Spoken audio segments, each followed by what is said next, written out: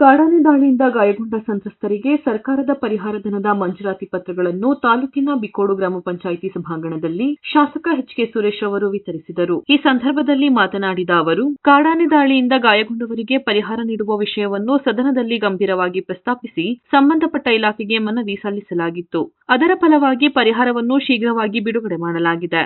ಈ ಕಾರ್ಯಕ್ಕೆ ಅರಣ್ಯ ಸಚಿವರು ಹಾಗೂ ಅಧಿಕಾರಿಗಳು ಸಹಕಾರ ನೀಡಿ ಸ್ಪಂದಿಸಿರುವುದು ಶ್ಲಾಘನೀಯ ಎಂದು ತಿಳಿಸಿದರು. ಪ್ರತಿಯೊಬ್ಬರ ಜೀವ ಅಮೂಲ್ಯವಾದದ್ದು. ಕಾಡಾನೆ ಸಮಸ್ಯೆ ಇದ್ದರೂ ಜನರು ತಮ್ಮ ಜೀವನೋಪಾಯಕ್ಕಾಗಿ ಅರಣ್ಯದಂಚಿನ ಪ್ರದೇಶಗಳಲ್ಲಿ ವಾಸಿಸುವ ಅನಿವಾರ್ಯತೆ ಎದುರಿಸುತ್ತಿದ್ದಾರೆ. ಇಂತಹ ಸಂದರ್ಭದಲ್ಲಿ ಸಾರ್ವಜನಿಕರು ಹೆಚ್ಚು ಜಾಗರೂಕತೆಯಿಂದ ಇರಬೇಕು ಹಾಗೂ ಅರಣ್ಯ ಇಲಾಖೆಯ ಸೂಚನೆಗಳನ್ನು ಪಾಲಿಸಬೇಕೆಂದು ಮನವಿ ಮಾಡಿದರು. ಈ ವೇಳೆ ಗಾಯಗೊಂಡವರಿಗೆ 5 ಲಕ್ಷ ಹಾಗೂ ಸಣ್ಣ ಪುಟ್ಟ ಗಾಯಾಳುಗಳಿಗೆ 60,000ದಂತೆ ಪರಿಹಾರ ಮಂಜೂರಾತಿ ಪತ್ರ ವಿತರಿಸಿದರು. ಕಾರ್ಯಕ್ರಮದಲ್ಲಿ ಬಿಕ್ಕೋಡು ಗ್ರಾಮ ಪಂಚಾಯಿತಿ ಅಧ್ಯಕ್ಷ ತೇಜ್ಕುಮಾರ್, ಬಿಜೆಪಿ ತಾಲೂಕು ಘಟಕದ ಅಧ್ಯಕ್ಷ ಸಂಜಯ್, ಅರಣ್ಯ ಇಲಾಖೆಯ CCF Edukondala, DCF Saurabh Kumar, ACF Mohan Madhusudan, RFO B G Yatish ಸೇರಿದಂತೆ ಮತ್ತಿತರರು ಉಪಸ್ಥಿತರಿದ್ದರು.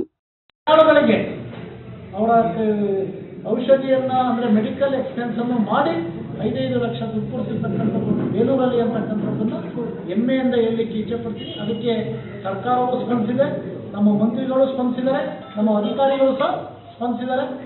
ಯಾಕೆಂದ್ರೆ ನಾವು ಧ್ವನಿ ಎತ್ತಿದ್ರೆ ಸ್ಪಂದಿಸೋದಕ್ಕೆ ಸಾಧ್ಯ.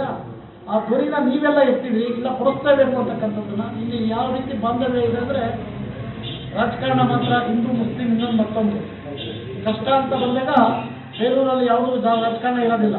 ಅದಕ್ಕೆ ನಿಮಗೆ ಗೊತ್ತಿರಲಿ, ಅರೇಳಿನಲ್ಲಿ ಸಭಾನ ಮತ್ತೆ ಇದು ಇದ್ದಾದಾಗ ನಮ್ಮ ಅರೇಳಿಯ ನಮ್ಮ ಮುಖಂಡರುಗಳೆಲ್ಲ ಫೋನ್ ಮಾಡಿದ್ರು. ಏನಂತ ಆರ್ಥಿಕ ನೆರವನ್ನ ನೀಡಬೇಕು ಅಂತಕ್ಕಂಥ ಉದ್ದೇಶದಿಂದ ನಮ್ಮ ಅರಣ್ಯದ ಅಧಿಕಾರಿಗಳಾದಂಥ ಸಿಸಿಎಫ್ ಅವರು, ಡಿಸಿಎಫ್ ಅವರು, ಎಸಿಎಫ್ ಅವರು, ಸಂಬಂಧಿಸಿದ ಎಲ್ಲ ಅಧಿಕಾರಿ ಮಿತ್ರರು ಇದಕ್ಕೆ ವಿಶೇಷವಾಗಿ ಮೃತಪಟ್ಟವರಿಗೆ ಮಾತ್ರ ಪರಿಹಾರ ಅಂತಕ್ಕಂಥದ್ದು ಫಸ್ಟಿನಿಂದ ಇದ್ದಿದ್ದು. ಇದು ನಮಗೆಲ್ಲರಿಗೂ ಗೊತ್ತಿರ್ತಕ್ಕಂಥ ವಿಚಾರ.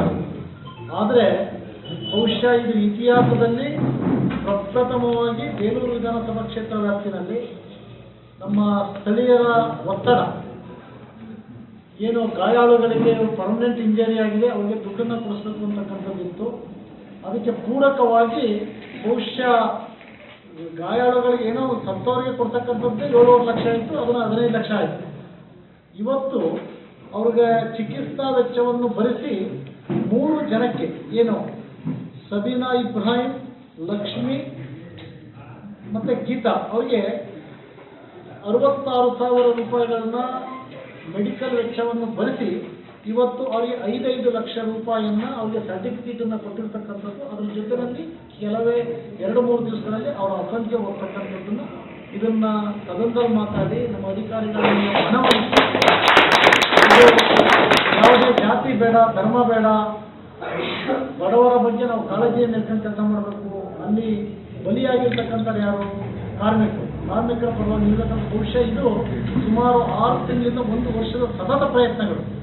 ಇದಕ್ಕೆ ಪೂರಕವಾಗಿ ನಾನು ಒತ್ತಡವನ್ನು ಹಾಕ್ತಾ ಇದ್ದೆ, ಮತ್ತು ಪೂರಕವಾಗಿ ನಮ್ಮ ಅಧಿಕಾರಿಗಳು ಸಹ ಇದು ಮಾಡಿದರೆ ಸ್ಥಳೀಯರ ಒತ್ತಡವೂ ಹಂಗೆ ಇತ್ತು. ಏನಂತ ಇಲ್ಲ, ಇದಕ್ಕೆ ದುಡ್ಡು ಕೊಡಿಸಲೇಬೇಕು ಅಂತಕ್ಕಂಥದ್ದನ್ನು ಬಹುಶಃ ಇವತ್ತು ಅದಕ್ಕೊಂದು ಸುದಿನ ಕೂಡಿ ಬಂತು.